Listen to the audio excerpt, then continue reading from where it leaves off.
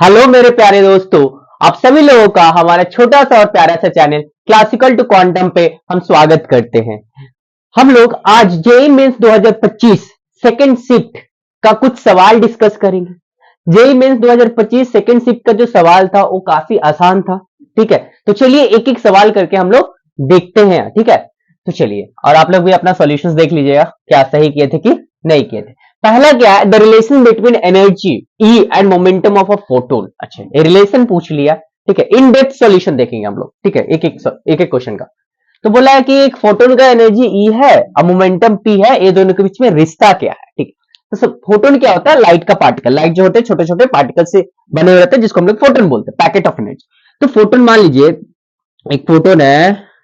ठीक है, इसका फ्रीक्वेंसी एफ है, तो इसका जो एनर्जी होता है क्या होता है भैया, H F. Energy of a photon क्या होता है, H F, Planck's constant into frequency. अच्छा, अब मोमेंटम जो होता है according to de Broglie hypothesis, momentum क्या होता है भैया, lambda equal to H by P होता है। डी ब्रोगली हाइपोथेसिस क्या बोलते हैं, कोई भी पार्टिकल अगर मोशन में है तो वो क्या होगा, उसके पास एक वेवलेंथ रहेगा जिसको हम लोग बोलते हैं डी ब्रोगली वेवलेंथ। जो कैसे दिया जाता है, lambda equal to H by P. P क्या है आपका, मोमेंटम। अच्छा, हम लोग अभी जानते हैं c equal to frequency into lambda.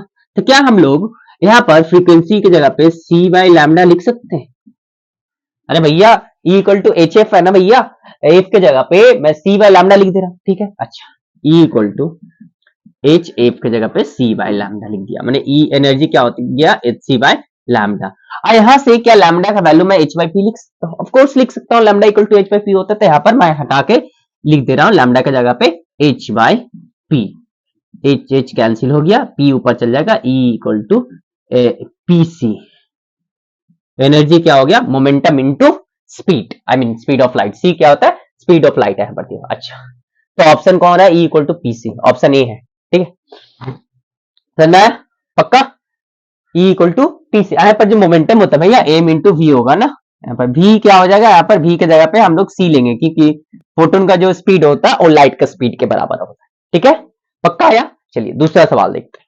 दूसरा सवाल रोटेशनल मोशन का है, तीसरा भी रोटेशनल मोशन का ही है। ठीक है, लेकिन आसान है। हाँ, तो दूसरा सवाल क्या है, इसमें क्या पूछा है, बोला है कि a solid sphere and a hollow sphere rolls down purely, माने प्योर रोलिंग मोशन का बात कर रहा है, equal distances on same inclined plane starting from rest in time t1 and t2, then t1 and t2, t1 बड़ा t2 से, t2 बड़ा t1 से, t1 है 2 times t2 and t1 equal to t2 बोला है। अच्छा, पहले सवाल को समझिए। ए इंक्लाइन प्लेन है भैया, एंगल थीटा। अच्छा, यहां से एक सॉलिड स्पीयर यहां से एस डिस्टेंस नीचे आता है, टाइम कितना लगता है, t1। अच्छा, सेम इंक्लाइन प्लेन है, एकदम आइडेंटिकल, एंगल थीटा है। ठीक है, यहां से एक हॉलो स्पीयर भैया, हॉलो स्पीयर, अच्छा हॉलो बना रहा है ना, चलिए हॉलो स्पीयर यहां से एस डिस्टेंस आता है, टाइम कितना लेता है, t2। यही सवाल पूछा है। एक दो सेम इंक्लाइन प्लेन है, सेम इंक्लाइन प्लेन से एक पहले हॉलो स्पीयर और एक सॉलिड स्पीयर को छोड़ा गया है। स्टार्टिंग इनिशियल वेलोसिटी कितना है, जीरो है, दो बोल दिया है, इनिशियल वेलोसिटी जीरो है। इसका सॉलिड का t1 टाइम लगा, हॉलो का t2 टाइम लगा, तो दोनों के बीच में रिश्ता पूछा। अच्छा, तो ये क्या हो रहा है, इंक्लाइन प्लेन से जो छोड़ा है ना, ये जो सॉलिड स्पीयर हो चाहे हॉलो स्पीयर हो, ये क्या कर रहा है, प्योर रोलिंग मोशन कर रहा है। तो प्योर रोलिंग मोशन कर रहा है, तो इसका जो एक्सेलरेशन होगा, कितना एक्सेलरेशन से नीचे आ रहा है, एक्सेलरेशन हम लोग को फाइंड करना होगा। तो ए वाला आपको फॉर्मूला आना चाहिए। ठीक है, हम लोग एक्सेलरेशन पहले क्या होगा, g sine theta by 1 plus I by m are square. अच्छा, यहां पर मास और रेडियस का जिक्र नहीं किया, तो आप एक काम कीजिएगा, दोनों स्पीयर का मास एम लिख कीजिएगा और रेडियस आर। इसका भी मास एम, इसका भी radius are.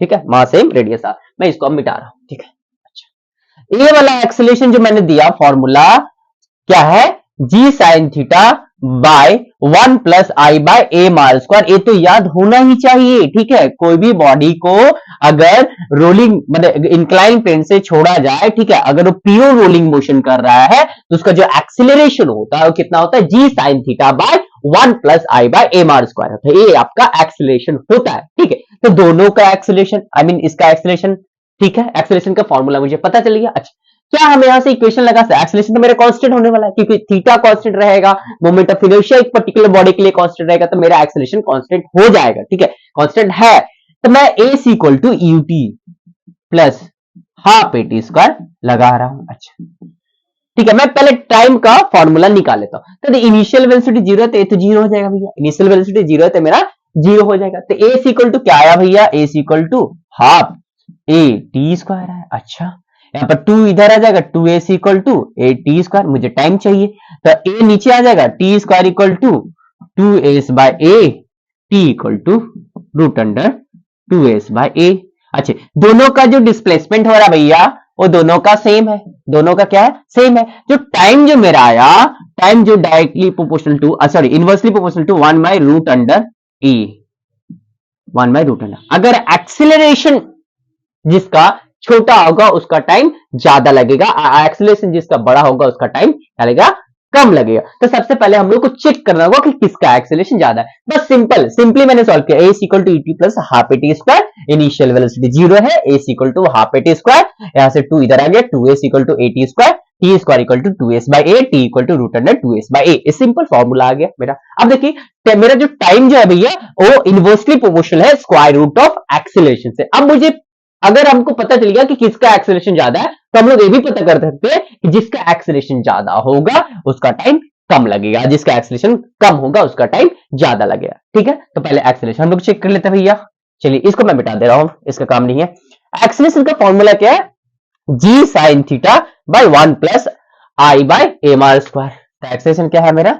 Ji sine theta 1 plus I by m are square. अच्छा भैया देखिए, g theta m are square ये दोनों के लिए सेम है, उसका भी मास सेम, इसका भी रेडियस आर, थीटा दोनों के लिए सेम है, सेम इंक्लाइन प्लेन। मेरा डिपेंड कर रहा है इस पे, आई पे।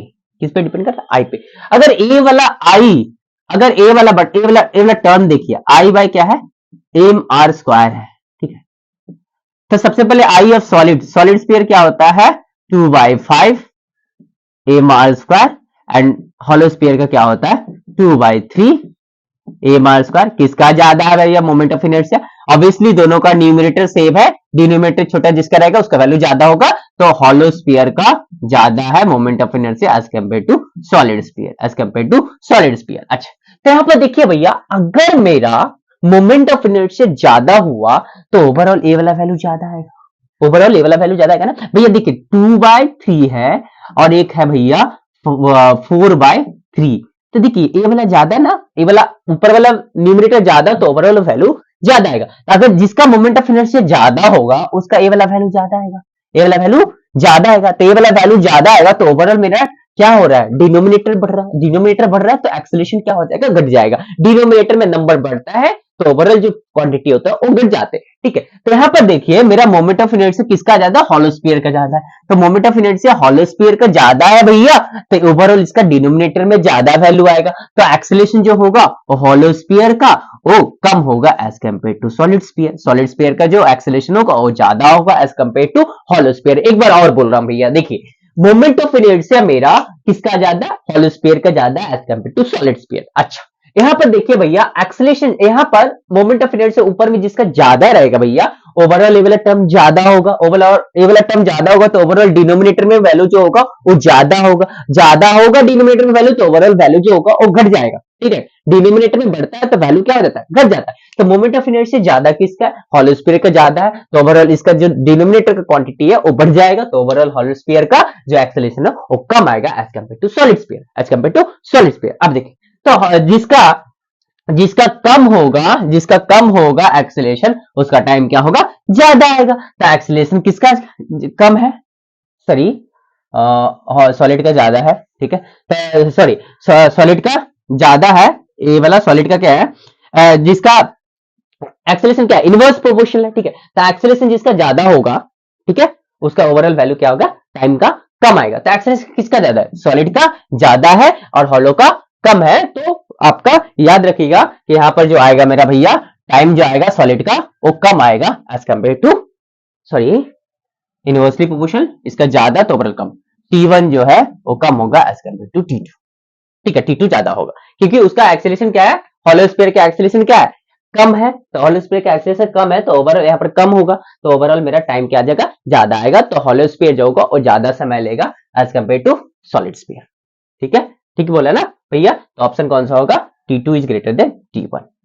T1 आपका किसका था, सॉलिड स्फीयर के लिए था, और T2 आपका किसके लिए था, हॉलो स्फीयर के लिए। तो हॉलो स्फीयर का आपका एक्सेलरेशन क्या आ रहा है, कम आ रहा है, तो ओवरऑल उसका वैल्यू क्या हो जाएगा, ज्यादा होगा। इसका ज्यादा आ रहा है तो ओवरऑल इसका वैल्यू क्या होगा, कम होगा। तो हॉलो स्फीयर, तो इतना याद रखिएगा कि अगर जिसका मोमेंट ऑफ इनर्शिया दे, यहां से ही मोमेंट ऑफ इनर्शिया से ही हम लोग बता सकते थे, इतना कुछ करने का जरूरत नहीं था। ठीक है, मोमेंट ऑफ इनर्शिया, अगर जिसका मोमेंट ऑफ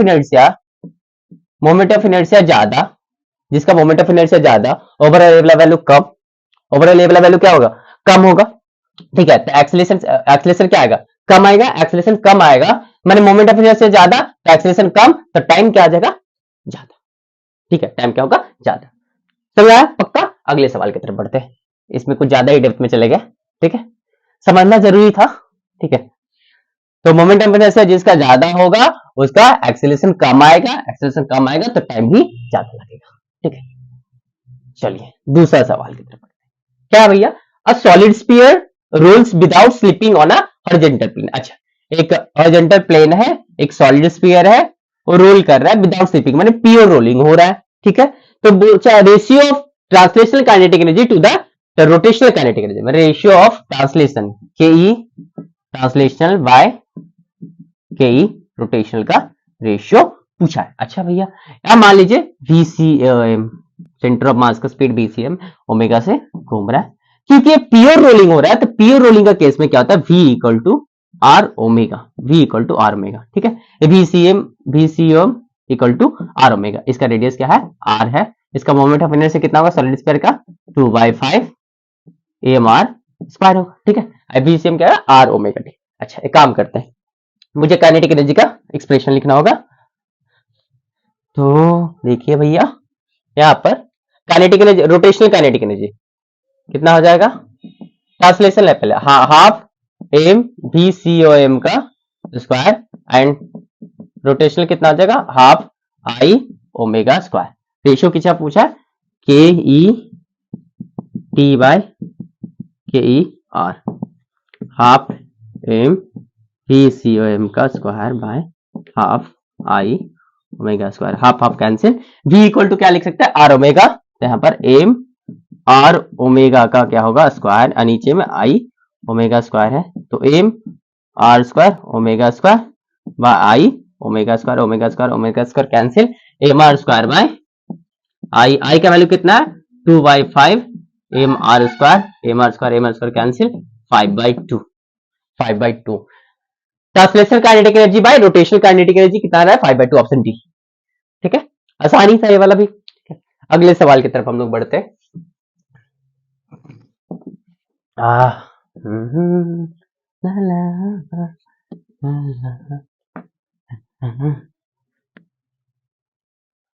चलिए, अगला सवाल क्या है भैया,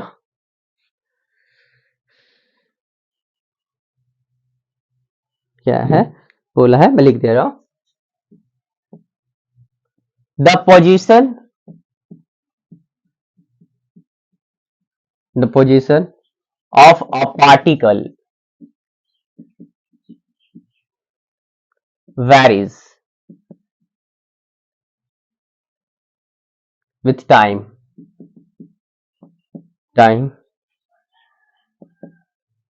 as r vector equal to 5t square I cap minus 5t j cap. The magnitude and direction of velocity, the magnitude and direction of velocity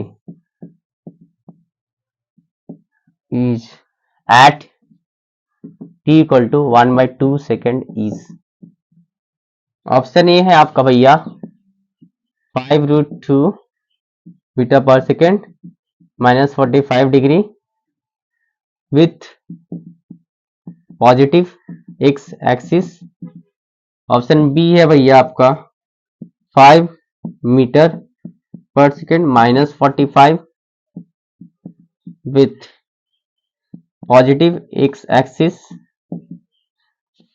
option C है भैया 5√2 metre per second minus 45 degree with positive Y axis.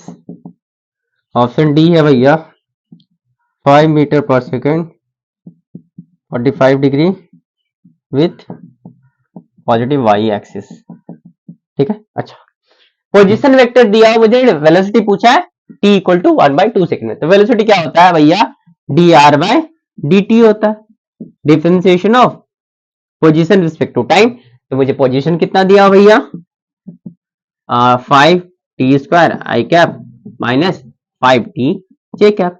एक काम कर देते, भी चाहिए ना हमको, तो एक काम करते dr/dt कर देते। अच्छा, dr/dt करेंगे तो 5t² का 2 सामने आ जाएगा, तो 10t आई कैप माइनस 5t का कितना होता है 1, तो 5 जे कैप। वेलोसिटी कितना आ गया मेरा 10t आई कैप माइनस 5 जे कैप। कितना समय पे पूछा है भैया, t इक्वल टू हाफ पूछा है, यहाँ पर 10 into half I cap minus 5 J cap. 5 I cap minus 5 J cap. लेकिन वेलोसिटी हमको स्पीड पूछा है, वेलोसिटी स्पीड पूछा है, तो इसको लिख के रखते हैं। वेलोसिटी इक्वल टू कितना आया 5 आई कैप माइनस 5 जे कैप, ये वेलोसिटी आया। इसका मैग्नीट्यूड निकाल देंगे तो मेरा स्पीड आ जाएगा। तो मैग्नीट्यूड कैसे निकालते हैं, कोई भी वेक्टर दिया हुआ है, A vector equal to A I cap plus A J cap plus A K cap. A x है, ए वाई है, ए जे है, तो इसका मैग्नीट्यूड चाहिए ना भैया। इसका मैग्नीट्यूड जस्ट ए एक्स का क्या कर दीजिए स्क्वायर, ए वाई का स्क्वायर और ए जेड का क्या कर दीजिए स्क्वायर। मैंने आई का कोएफिशिएंट का स्क्वायर, जेड का कोएफिशिएंट का स्क्वायर और के का कोएफिशिएंट का स्क्वायर। तो यहाँ पर वेलोसिटी कितना दिया भैया 5 आई कैप माइनस 5 जे कैप। इसका मैग्नीट्यूड चाहिए तो रूट अंडर 5 का स्क्वायर प्लस -5 है ना सामने में, तो -5 का स्क्वायर करिए प्लस 5 का स्क्वायर करिए, वैल्यू उतना ही आएगा। ये कितना आ गया 25 प्लस 25। इसको क्या लिख सकते हैं 25 इंटू 2 दैट इज 50 है ना। तो 25 को 5 निकाल लेंगे √2, 5√2 मीटर पर सेकेंड स्पीड तो आने वाला है। तो डी और बी तो नहीं है, उसको एलिमिनेट कर दीजिए। ए और डी में, ए और सी में से कोई होगा। ठीक है, अब एंगल इसका पूछ लिया भैया, पहले चेक कर लेते हैं एंगल कितना होगा। देख लीजिए यहां पर जो एक्स में है वो कितना है, वो 5 है। यहां पर ऐसे देख लेते हैं, ये मेरा एक्स एक्सिस हो गया, ये मेरा पॉजिटिव वाई एक्सिस, ये पॉजिटिव एक्स एक्सिस, ये निगेटिव वाई एक्सिस, ये निगेटिव एक्स एक्सिस। तो x axis positive X axis में कितना है 5 है, 5 आई कैप है ना, तो पॉजिटिव में कितना है 5, निगेटिव में कितना भैया नीचे की तरफ ये 5 दिया हुआ है, ये नीचे की तरफ 5 दिया हुआ। अच्छा, तो इसका रिजल्टेंट जो होगा बीचों बीच होगा ऐसे। ठीक है, इसका रिजल्टेंट जो होगा बीचों बीच ऐसे होगा। ठीक है, तो ए वाला थीटा कितना होगा, ए 45 होगा और ए भी क्या हो जाएगा 45।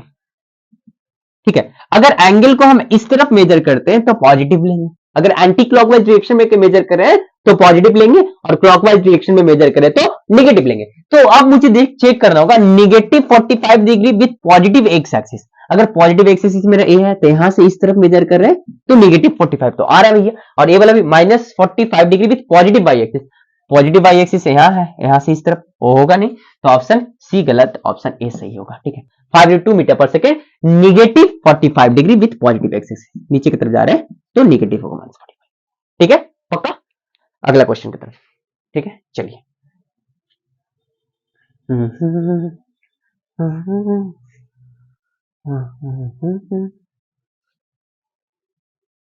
चलिए नेक्स्ट सवाल क्या है भैया।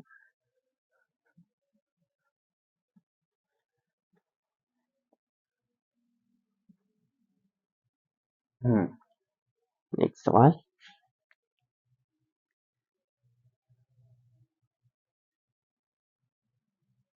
एक और है, क्या है सवाल। If the acceleration due to gravity on the surface of Earth is g, if the acceleration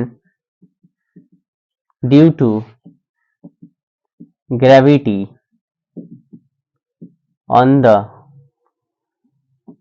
surface of Earth is g, then acceleration due to gravity, then acceleration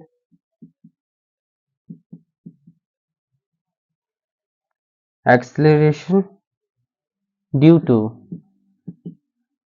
gravity on a planet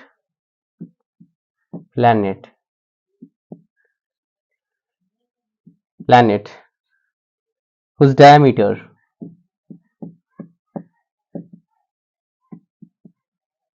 is 1 by 3 of that of Earth,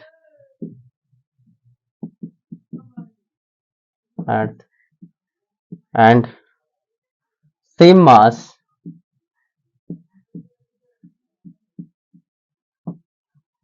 as that of Earth is g dash equal to ng, the where n integer type का था, n का value कितना होगा भैया। Access due to gravity का जो formula था g equal to G M mass of planet by radius of planet का स्क्वायर। ठीक है, ये क्या है मेरा धरती माता, इसका मास m है और रेडियस कितना r है, तो इसका डायमीटर जो होगा वो कितना हो जाएगा 2r के बराबर। एक ऐसा प्लैनेट है भैया, एक ऐसा प्लैनेट है जिसका मास तो धरती के बराबर है, mass of planet is equal to धरती माता। ठीक है, और इसका जो डायमीटर है भैया, इसका जो डायमीटर है भैया वो कितना 1/3 ऑफ डायमीटर ऑफ अर्थ, मतलब डायमीटर ऑफ अर्थ कितना है 2r, तो 2r/3 के बराबर ये डायमीटर किसका है प्लैनेट का। ठीक है, अच्छा तो एक काम करते हैं, धरती का जो जी कितना दिया हो, धरती का जी तो जी ही होता है। ठीक है, तो जी कितना दिया हो gm/r², ये धरती का जी होगी।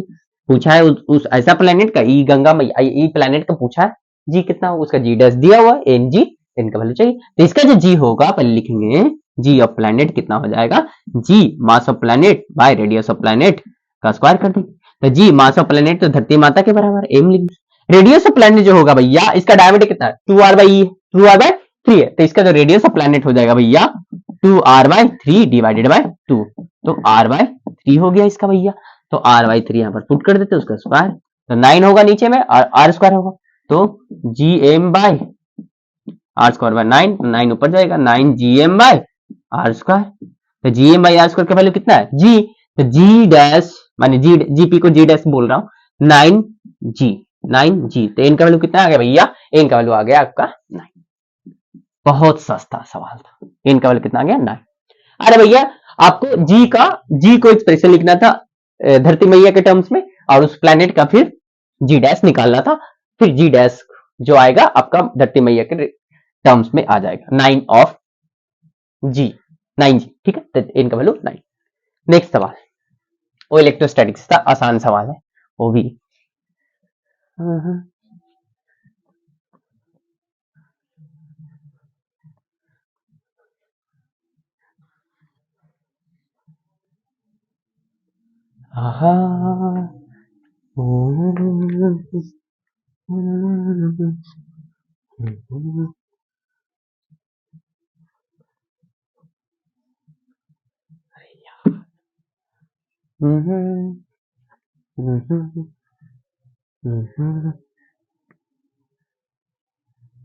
चलिए नेक्स्ट सवाल क्या है भैया, नेक्स्ट सवाल है, चलिए लास्ट सवाल होगा, क्या है बोला है, an uncharged conducting sphere is brought in contact with a identical sphere having charge of 4 into 10 to the power -8 coulomb. After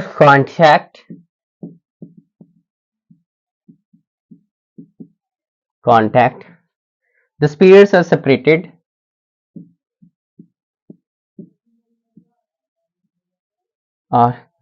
separated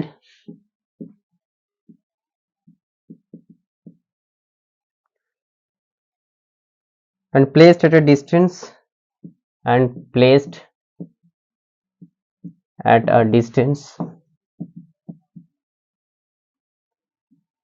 such that electrostatic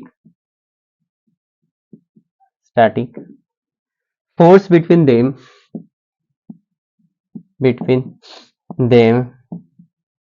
is 9 into 10 to the power minus 3 Newton. Find the distance between the spheres. Find the distance between the spheres. ठीक है, option दे देता हूँ. Option दिया हुआ था 0.01 metre. Option B है भैया 0.02 metre. Option C है भैया 0.03 मीटर. ऑप्शन डी है भैया 0.05 मीटर. अच्छा चलिए, क्या है, एक अनचार्ज कंडक्टिंग स्फीयर जिसको एक कांटेक्ट में किया गया आइडेंटिकल स्फीयर के साथ, जिसका चार्ज कितना था 4 इंटू 10⁻⁸. उसके बाद दोनों को ऐसे इतना दूरी पे रखा गया ताकि उन लोग के बीच में जो फोर्स लग रहा है 9 इंटू 10⁻³ न्यूटन लग रहा है. तो बोला है दोनों के बीच में डिस्टेंस कितना है. तो ये अनचार्ज स्फीयर, ठीक है, ये चार्ज स्फीयर जिसका वैल्यू 4 इंटू कितना भैया 4 इंटू 10⁻⁸ है. अच्छा, तो दोनों को पहले टचिंग किया गया, उसके बाद दोनों को कुछ डिस्टेंस पे रख दिया गया, r डिस्टेंस पे. ये दोनों के बीच में फोर्स कितना लग रहा था 9 इंटू 10⁻³ न्यूटन लग रहा था. बोला ई आर का वैल्यू हमको बता दीजिए. तो दोनों का पहले तो क्या होना चाहिए, चार्ज पता होना चाहिए ना. इसको दोनों का चार्ज पता रहता है ना. फोर्स क्या होता है, force equal to k q1 q2 by s का, ये फोर्स होता है ना. ठीक है, q1 q2 तो हमको मालूम है नहीं, तो पहले पढ़ना. देखिए आइडेंटिकल चार्ज a क्या है q1 है. अच्छा, a क्या है q2 है. दो आइडेंटिकल स्फीयर्स है और दोनों ही कंडक्टिंग है. दोनों को टचिंग करवाया. टचिंग करवाने के बाद इसके पास जो चार्ज होगा भैया q1 प्लस q2 बाई 2 होगा, और इसके पास भी कितना होगा q1 प्लस q2 बाई 2. एक कंसेप्ट लगेगा. दो identical spheres having charges q1 and q2 are brought in contact and then they are separated. तो सबसे पहले दोनों का चार्ज को सम कीजिएगा q1 प्लस q2 बाई 2 कीजिएगा, और दोनों के पास उतना ही होगा आफ्टर सेपरेशन. ठीक है, अगर इसके पास 10 रहता है, इसके पास 6 रहता है, तो दोनों के पास टोटल कितना है 16. और उसके बाद दोनों को टच करवाए, उसके बाद हटा दिए, तो दोनों के पास कितना होगा 8 एंड 8 हो जाएगा. ठीक है, तो इसके पास मेरा कितना है 0, इसके पास 4 इंटू 10⁻⁸ है. तो दोनों को टच करवाया फिर हटा दिया, तो इसके पास दोनों के पास क्या होगा आधा आधा जाएगा, आधा आधा हो जाएगा. तो इसका आधा कितना हो जाएगा, इसका हो जाएगा, इसके पास हो जाएगा 2 इंटू 10⁻⁸, इसके पास भी 2 इंटू 10⁻⁸. अरे भैया इसको 2 से डिवाइड करेंगे तो कितना आएगा 2 इंटू 10⁻⁸ आएगा ना, क्योंकि इसके पास तो 0 है ना. तो दोनों के पास हाफ हाफ हो गया, 2 इंटू 10⁻⁸, 2 इंटू 10⁻⁸. अच्छा, मेरा काम तो बन गया. दोनों के पास चार्जेस मिल गया, फोर्स पता है, डिस्टेंस बता देंगे. इसके पास 2 इंटू 10⁻⁸, इसके पास भी 2 इंटू 10⁻⁸. अच्छा, फोर्स इक्वल टू के, q1 का वैल्यू की है, q2 का वैल्यू भी q है, r स्क्वायर. मुझे r स्क्वायर चाहिए, r स्क्वायर इक्वल टू ए के q बाय f. k का वैल्यू कितना था 9 इंटू 10⁻⁹, q का वैल्यू 2 इंटू 10⁻⁸, दूसरा भी 2 इंटू 10⁻⁸, बाय फोर्स का वैल्यू कितना 9 इंटू 10⁻�3. एक काम करते हैं, 9 से 9 खत्म, 10⁻³ से 10⁻³ काट देते हैं, यहाँ पर बचेगा 5, 2 2 जा 4. अच्छा, इंटू 10⁻9 है, यहाँ पर लिख देते हैं. यहाँ पर कितना हो जाएगा -8 और -5 हो जाएगा -13. तो -13, तो 4 इंटू 10⁻9 -13, तो 4 इंटू 10⁻4. इसका ये r स्क्वायर इक्वल टू कितना है 4 इंटू 10⁻4 आया. ठीक है, r square equal to 4 into 10⁻4, r equal to root under कितना आ जाएगा भैया 4 इंटू 10⁻4. 4 बाहर आ जाएगा 2, और 10⁻4 बाहर आ जाएगा 10⁻2, माने 2 by 100, that is 0.02 metre. 0.02 metre है, ऑप्शन बी है भैया. ठीक है, तो इतना ही सवाल था. मैंने इन डेप्थ सॉल्यूशन दे दिया, सबका पूरा डिटेल में समझा दिया. ठीक है, तो आप लोग ऐसे ही पढ़ाई करते रहिए और सेकंड अटेम्प्ट के लिए तैयारी कीजिए जो अप्रैल में होने वाला है.